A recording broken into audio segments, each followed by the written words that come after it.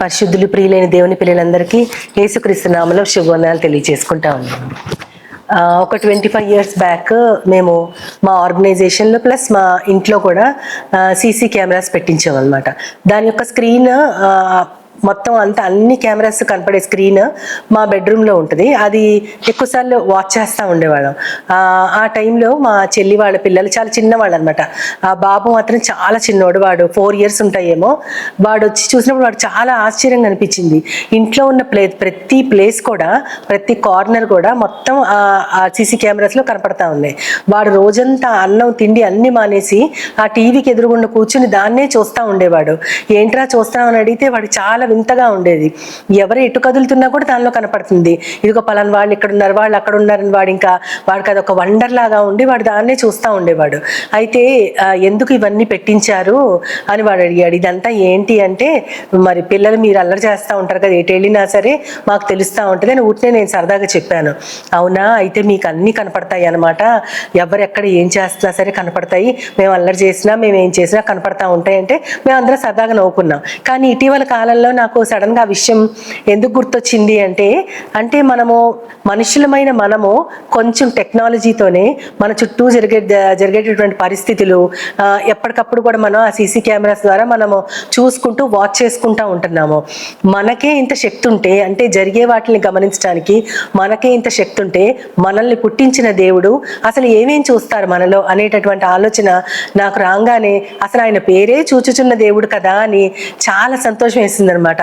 ఆ పేరు పెట్టింది హాగరు ఆయనకి. ఆమె తన ఇంటి నుంచి పారిపోయి యజమానురాల చేత పెట్టబడే బాధని ఆమె తట్టుకోలేక పారిపోయి వచ్చినప్పుడు యెహోవా దూత ఆమె ప్రత్యక్షమయ్యి తిరిగి వెళ్ళి నీ యజమానురాల చేతి కింద అణిగిమణిగి ఉండమని చెప్తారు. అప్పుడు తను ఏమంటదంటే, నేను చూచిన దేవుణ్ణి నన్ను చూచిన దేవుణ్ణి నేను ఇక్కడ చూచాను అంటది. అందుకని చూచుచున్న దేవుడవు నీవే అని. చాలా మంది దాన్ని చాలా లిటరల్ గాను చాలా ఈజీగా వాడేస్తూ ఉంటారు. దేవుడు చూస్తూ ఉంటాడు, చాలా జాగ్రత్తగా ఉండాలి. అలా కాకుండా మేము చేసేవే కరెక్ట్, దేవుడు చూస్తూ ఉన్నాడు, ఎప్పటికైనా సరే న్యాయం మా వైపే ఉంటుంది, ఇలాంటి చాలా చిన్న చిన్న వాటికి కూడా దేవుణ్ణి చాలా అంటే ఆ చూచుచున్న దేవుడు అని తీసుకుని వాళ్ళు చాలా ఈజీగా చాలా మంది మాట్లాడడం నేను వింటా ఉన్నాను. అయితే దైవ గ్రంథంలో దేవుడు ఏం చూస్తారు అంటే, దేవుడు అన్ని చూస్తారు. ఎందుకంటే ఆయన ఈ సృష్టి అంతా ఆయన చేసింది, ఆయన చేతిలోంచి వచ్చిన సృష్టి కాబట్టి ఆయనకి కనపడని సృష్టము ఒక్కటి కూడా లేదు. ఆయన కన్నులకి మరుగుగా ఏది కూడా లేదు, అన్ని కూడా స్పష్టంగా తేటగా కనపడతా ఉంటాయి.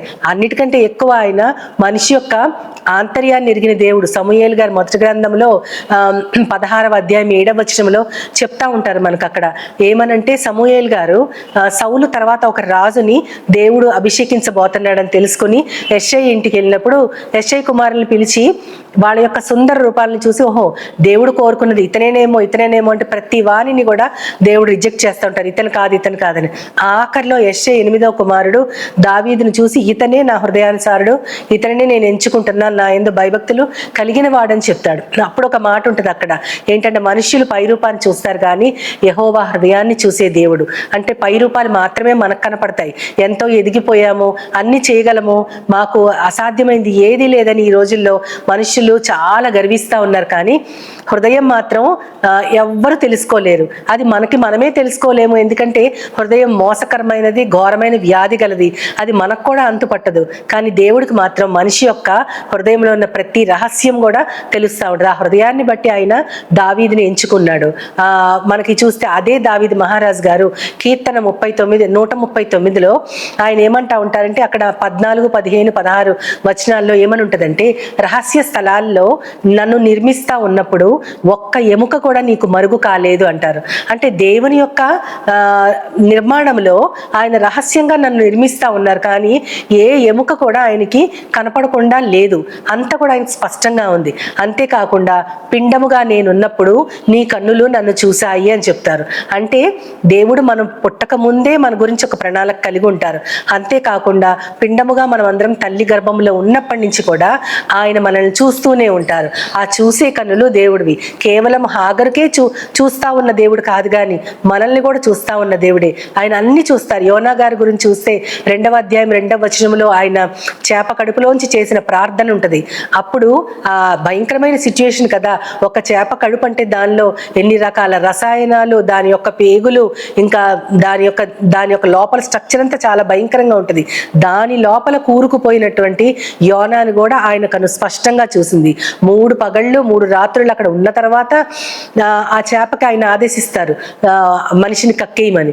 అప్పటిదాకా కూడా యోనాని ఆయన గమనిస్తానే ఉన్నారు. అంటే కేవలము ఒక విధేయత నేర్పించడం కోసం దేవుడు ఆ సిచ్యుయేషన్ని ఆ యోనా గారికి కల్పించారు.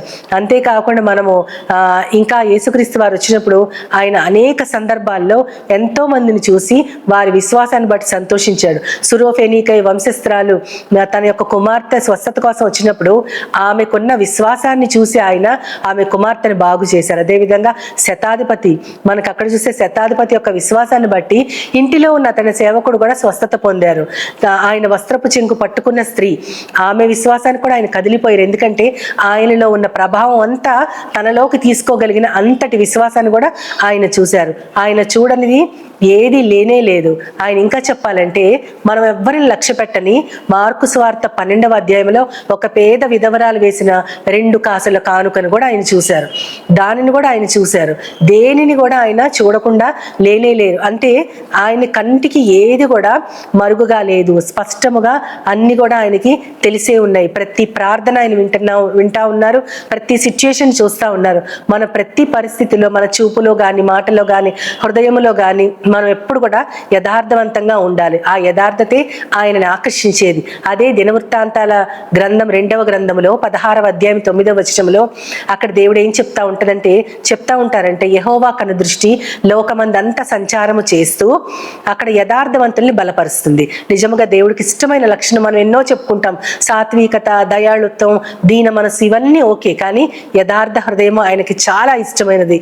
మనము బయటకు ఎలా ఉంటామో లోపలకు కూడా అలాగే ఉంటూ మనం అన్నిట్లో కూడా ఒక అలైన్మెంట్లో ఉంటాం దేవుడికి చాలా ఇష్టము. అటువంటి యథార్థవంతులు అంటే దేవుడే చూసుకుంటారని అంటాంగా, లోపల మన ప్రయత్నాలు మనం చేస్తానే ఉంటాము. మన ప్రయత్నం మనం చేస్తూ దేవుని మీద ఆధారపడుతూనే మన ప్రయత్నాలు ఎప్పుడు ఫలిస్తాయని వేచి చూస్తాం. అది దేవుడిచ్చేటటువంటి ఫలితం కోసం చాలా మంది ఎదురు చూడరు. కానీ ఇక్కడ ఏంటంటే లోకమందంతా కూడా ఆయన కనుదృష్టి సంచారం చేస్తూ ఉందంట. దేనికోసం అంటే ఎవరైతే యథార్థంగా ఉంటున్నారో వాళ్ళని బలపరచడానికి దేవుని యొక్క కనుదృష్టి లోకమంతటా కూడా సంచారం చేస్తూ ఉందని. ఈ విధంగా దేవుడు చూడలేనిది లేనే లేదు, ఆయన కంటికి మరుగైనది లేనే లేదు. ఇంకా ఫైనల్ గా ప్రకటన గ్రంథంలో చూస్తే గనక ఆయన ఒక సంఘంతో మాట్లాడుతూ నీ క్రియలను, నీ విశ్వాసాన్ని నేను ఎరుగుదును అంటారు. అంటే నువ్వు చేసే పనులు నాకు తెలుసు, నీకు నాలో ఎంత విశ్వాసం ఉందో కూడా తెలుసు అంటారు. కాబట్టి మన పనులే కాకుండా హృదయంలో మనం ఎంతగా ఆయన విశ్వసిస్తున్నామో, ప్రతి వారి మధ్య ఒక పోస్ట్ పెడుతున్నారు, నమ్మువానికి సమస్తము సాధ్యమే అంటున్నారు. మరి ఎంతవరకు మనం నమ్ముతున్నామో ఎవరి నమ్మకం వాళ్లే తూకం వేసుకోవాలి. కాబట్టి అటువంటి విశ్వాసాన్ని కూడా దేవుడు చూసి ఫలితాన్ని మనకు అందిస్తారు. ఆ చూసే దేవుడికి ఏది మరుగుగా లేదని తెలుసుకుని ఆయన కంటికి, ఆయన మనల్ని చూస్తున్నప్పుడు మనం ఎలా ఉన్నామని ప్రతి వారము కూడా దైవ గ్రంథంతో, దేవుని మాటలతో లెక్క చూసుకుని దేవునికి ఇష్టమైన రీతిలో ఆయన మనల్ని చూసినప్పుడు బడా మంచి నమ్మకమైన దాసురాలా అని అనిపించుకోగలిగినట్లు మనం అందరం ఉండాలని చిన్న ప్రార్థన చేద్దాం. ప్రేమ నమ్మకం గల నా ప్రియ పరలోకపు తండ్రి, చూచుచున్న దేవుడు నువ్వే తండ్రి. ఏమి చూస్తావు, ఏమి చూడవంటే నీ కంటికి కనపడనది సృష్టమే లేనే లేదు ప్రవ్వా.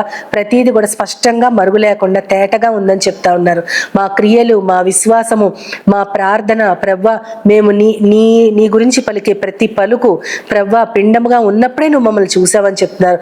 మా నిర్మాణం అంతా కూడా చూస్తూ ఉంటే ఆశ్చర్యంగా, భయముగా ఉందని దావీదు మహారాజు గారు చెప్పారు ప్రవ్వా.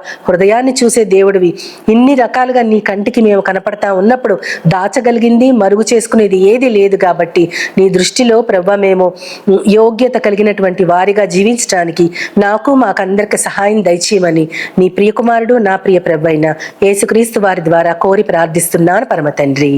ఆమేన్, ఆమేన్, ఆమేన్. వందనాలు.